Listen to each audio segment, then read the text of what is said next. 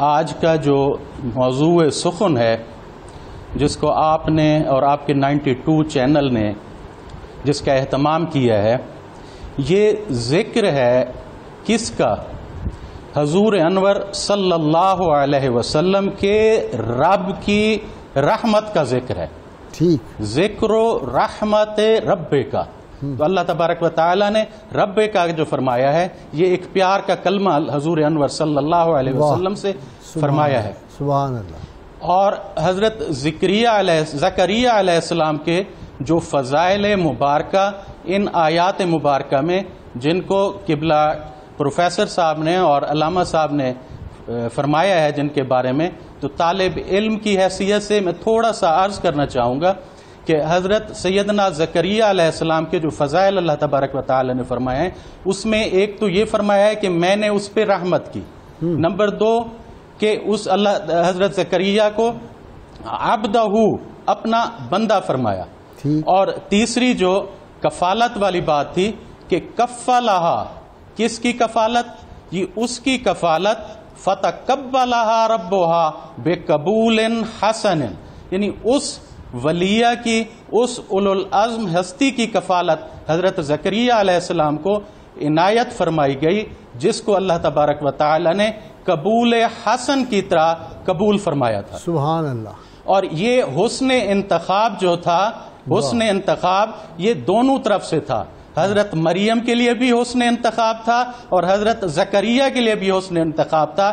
حضور انور صلی اللہ علیہ وسلم کے معاملے میں جب کوئی چیز منتخب کی گئی تو اس میں حضور کی وجہ سے ان کو اولو العزم کر دیا گیا۔ حضرت حلیمہ کی عظمت حضور کی وجہ سے ہو گئی، یہاں پر حسن انتخاب جانبین کی طرف سے ہے۔ اور جو حضرت سیدنا زکریا نے جا کے دیکھا کہ بے موسم پھل وہاں پہ تھے اور انہوں نے یہ پوچھا انا لک ھذا، تو اس میں ایک نقطہ عرض کرنا چاہوں گا کہ حضرت زکریا علیہ السلام کو معلوم تھا کہ یہ کہاں سے آیا ہے، اور حضرت زکریا علیہ السلام اس وقت نبی تھے اور حضرت مریم ولیہ تھیں، اور جس کو فیض، وہ اہل بیت اطہار ہوں، صحابہ کرام ہوں، غوث ہوں، سب کو جو فیض ہے وہ نبی کریم جو اس دور کے ہوتے ہیں ان کے وسیلے سے ملتا ہے۔ تو حضرت مریم پہ جو فیوزات اور برکات اور عجائبات جو ملاحظہ ہو رہے تھے، وہ حضرت زکریا علیہ السلام کے وسیلہ جلیلہ کی وجہ سے تھے۔ اور اس کی ثبوت میں ایک روایت عرض کرنا چاہوں گا کہ جو حضرت جابر نے فرمائی کہ قحط کے دنوں میں جب گھر حضور کے صلی اللہ علیہ وسلم کے گھر مبارک میں کچھ نہ پکا تھا تو آپ تشریف لے گئے حضرت سیدۃ النساء کے گھر میں، وہاں بھی کچھ نہیں تھا، تو آپ جب واپس تشریف لا رہے تھے تو لونڈی نے حضرت سیدۃ النساء کو جا کے دکھایا کہ ایک برتن میں 2 روٹیاں اور سالن پڑا ہے، تو انہوں نے فوراً حضرت سیدنا حسن، حضرت سیدنا امام حسین علیہ السلام کو بھیجا کہ جائیں حضور انور صلی اللہ علیہ وسلم کو بلا لیں۔ تو حضور جب تشریف لائے تو انہوں نے وہ برتن اٹھا کے دیکھا تو اس میں روٹیاں بھی وافر مقدار میں تھیں، سالن بھی وافر مقدار میں تھا، تو حضور نے اللہ تبارک و تعالیٰ کا شکر ادا کیا، اس کی حمد و ثنا کی، پھر پوچھا انا لک ھذا، کہ اے بیٹی یہ کہاں سے آیا ہے؟ تو انہوں نے حضرت سیدۃ النساء نے وہی جواب دیا جو حضرت مریم نے جواب دیا تھا کہ ہوا من عند اللہ، یہ اللہ تبارک و تعالیٰ کی وجہ سے ہے، ان اللہ یرزق من یشاء بغیر حساب۔ تو جب حضور نے یہ سنا تو حضور نے فرمایا الحمدللہ الذی، تمام تعریفیں اس کے لیے ہیں، جعل کے، جس نے تمہیں پیدا بنایا، شبیہتن بے سیدت بنی اسرائیل، بنی اسرائیل کی سیدہ کی شبیہ تمہیں بنایا۔ تو حضرت زکریا علیہ السلام کو بھی معلوم تھا کہ یہ فیوزات و برکات جو آ رہے ہیں اللہ تبارک و تعالیٰ کی طرف سے، اور جو حضرت زکریا علیہ السلام نے وہاں پر دعا کی ہنالک دعا زکریا، تو حضرت زکریا علیہ السلام تو ایسی شخصیت تھے جو مستجاب الدعوت تھے کہ انہوں نے خود فرمایا وَلَمْ أَكُمْ بِدُعَائِكَ رَبِّ شَقِيًّا، ان کی دعا تو کبھی مسترد ہوئی نہیں تھی، لیکن اس کے باوجود حضرت زکریا علیہ السلام اپنی اس جو آپ کے وسیلہ سے جو فیض پا رہی تھی اس حجرے میں جہاں پہ اللہ تبارک و تعالیٰ کے انعامات ہو رہے تھے، آپ نے وہاں پہ دعا کی، یہ کیونکہ ان کی شدت محبت اللہ تبارک و تعالیٰ سے ایسی تھی، ان کی عاجزی انکساری اس طرح کی تھی. یہ بالکل اسی طرح ہے جیسے حضرت جامی کا دل جو دھڑکتا ہے حضور کے لیے، تو ہمارا دل بھی جامی کے نام پہ دھڑک جاتا ہے. قبلہ غصب حضرت زکریا علیہ السلام نے دعا کس طرح مانگی اور ان کو عطا کیا ہوا، تو اس میں تھوڑا سا عرض کرنا چاہوں گا جی ارشاد. کہ دعا جو ہے آپ نے یہ تعلیم کر دی ہے اللہ تبارک و تعالیٰ نے کہ جب دعا مانگے تو عبدہ بندہ بن کے مانگے، اور کس جگہ مانگے؟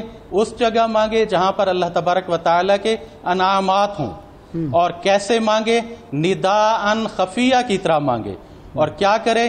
پہلے اپنی عاجزی اور انکساری بیان کرے کہ بوڑھا ہو گیا ہوں اور ہڈیاں کمزور ہو گئی ہیں، بال سفید ہو گئے ہیں، اور اللہ تبارک و تعالیٰ کی حمد و ثنا کرے. کس طرح؟ کہ اس کے احسانات کا اقرار کرے کہ وَلَمْ أَكُمْ بِدُعَائِكَ رَبِّ شَقِيًّا، تو نے تو میری دعا کبھی رد بھی نہیں کی. اور یہ کہے إِنَّكَ سَمِيعُ الدُّعَاء، تو دعاؤں کو قبول کرنے والا ہے. ایک حفیظ جلندری کا ڈاکٹر صاحب حفیظ جلندری مرحوم کا ایک شعر یاد آ گیا، اس میں بڑا خوبصورت یکدم اسی وقت ذہن میں آیا کہ خدائے لم یزل کے سامنے میں عجز کا اظہار کرتا ہوں. خدائے لم یزل کے سامنے میں عجز کا اظہار کرتا ہوں، خطا و سہو کا بندہ ہوں، استغفار کرتا ہوں. تو یہ ہے وہ مقام بندگی دے کر نہ لوں شان خدا بندی. جی بالکل، شان خدا بندی، مقام بندگی کے طور پہ دعا مانگے. اور دعا جو مانگے وہ کس طرح؟ آپ نے صرف یہ نہیں کہا ذریت ہو، آپ نے عرض کیا ذریتن طیبتن. اور کیسی ذریت؟ جو میری وارث ہو اور آل یعقوب کی وارث ہو. اور اللہ تبارک و تعالی نے پھر عطا کیا کیا حضرت یحییٰ علیہ السلام کو؟ تو 20 خصوصیات، فضائل حضرت یحییٰ علیہ السلام کی اللہ تبارک و تعالی نے قرآن مجید میں جو فرمائی ہیں کہ ایک تو بشارت دی ان کا نام مبارک یحییٰ رکھا، اور یہ وہ نام رکھا جو پہلے کسی کا نہیں تھا، محفوظ رکھا، کتاب جیسے سرکار صلی اللہ علیہ وسلم کا اس میں مبارک محفوظ رکھا. حضور صلی اللہ علیہ وسلم کا اس میں مبارک بھی اللہ تعالیٰ نے محفوظ رکھا تھا. امام حسن حسین کا نام بھی محفوظ رکھا تھا. جی جی حضور. اور آپ کو حنان فرمایا، زکوٰۃ پاکیزگی کا فرمایا، تقیًا فرمایا، اور برم بوالدیہ اپنے والدین پر شفقت رحم کرنے والا فرمایا. اور یہ فرمایا کہ وہ جبار بھی نہیں تھا، عیسین بھی نہیں تھے، وہ نبی تھا، وہ من الصالحین تھے، وہ سید تھے، وہ حصور تھے. اور ان پر سلام پڑھا ان کی ولادت پر، ان کے وصال پر، اور ان کی دوبارہ بعثت پر. ڈاکٹر صاحب بہت شکریہ. ڈاکٹر صاحب ابھی آپ سے بات کرنی، ابھی پولیو کے حوالے سے بھی پہلے ناظرین آج ایک بہت ہی نیک بی بی کا ہم تذکرہ کریں گے جن کا وصال 20 جولائی 2020 پیر کو ان کا وصال ہوا ہے، اور 21 جولائی بروز منگل کو ان کو جو ہے وہ سکران کے قبرستان میں بغداد شریف میں ان کا جو ہے مدفن بنا ہے. یہ مائی بی بی فاطمہ صاحبہ، میں نے بھی ان کی زیارت کی تھی جب حضور غوث پاک کے دربار عالی میں مجھے حاضر ہونے کی 3-4 مرتبہ سعادت نصیب ہوئی. 70 سال یہ خاتون کون تھی؟ بی بی فاطمہ ان کا نام تھا. یہ ہندو مذہب سے تعلق رکھتی تھی اور عراقی امبیسی میں ملازمہ تھی، اور وہیں سے پھر ان کو سیدہ غوث الاعظم کی زیارت ہوئی اور ایک بزرگ سے یہ ملا کرتی تھی، اور یہ دائرہ اسلام میں داخل ہو گئی. پھر دائرہ اسلام میں کیا داخل ہوئی کہ وہ اس نے اپنا بنا کے چھوڑ دیا. کیا اسیری ہے، کیا رہائی ہے. 70 برس سیدنا عبدالقادر جیلانی کے مزار پر انوار پہ جو لوگ آتے تھے زائرین ان کی خدمت کرتی تھی. میں نے خود دیکھا کہ خواتین کا جو باتھ روم تھا اس کے باہر بیٹھی ہوتی تھی، اور لوگ ان کے پاس اپنے جوتے اپنی چیزیں ان کو پکڑا جاتے تھے، پھر واپس آ کے ان سے لیتے تھے. تو زائرین کی خدمت کرتی تھی، وہاں جاروب کشی کرتی تھی، اور وہاں پہ خدمت انہوں نے سر انجام دی. پھر امبیسی سے ریٹائر بھی جب ہو گئی تو اس کے بعد ہندوستان کی حکومت نے انہیں کہا کہ واپس آ جائیں، تو انہوں نے جانے سے انکار کر دیا. اور وہ جو امام محمد رضا رحمۃ اللہ علیہ کا شعر ہے نا، تجھ سے در سے سگ اور سگ سے ہے مجھ کو نسبت، میری گردن میں بھی ہے دور کا ڈورا تیرا. اور یا غوث الاعظم کے بارے میں فرمایا کہ اس نشانی کے جو سگ ہیں نہیں مارے جاتے، حشر تک میرے گلے میں رہے پٹا تیرا.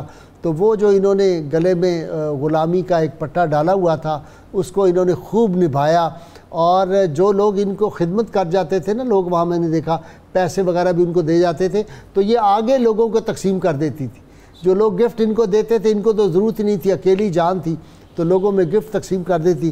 تو یہ لوگ بڑی قسمت والے ہوتے ہیں، اور یہ بھی جیسے ابھی ہم گفتگو کر رہے تھے یہ سلیکٹڈ لوگ ہوتے ہیں، یہ بھی اللہ تعالیٰ کا حسن انتخاب ہے، جس کی فطرت سلیمہ قدرت حقہ دیکھتی ہے وہ سلیمہ فطرت لوگ جو ہیں وہ غلامی مصطفیٰ صلی اللہ علیہ وسلم میں آ ہی جاتے ہیں، جلد آئیں یا بدیر آئیں۔ ہم نے بڑے لوگ دیکھے بدلتے ہوئے اللہ کے فضل و کرم سے، یہ جو فاروق لیونارڈ تھے داتا صاحب داتا گنج بخش میں جن کا مزار ہے نیچے وہ ہوں، شاہ شہید اللہ فریدی ہوں، اس طرح کے بے شمار لوگ جو ہیں میرے ذہن میں آتے ہیں۔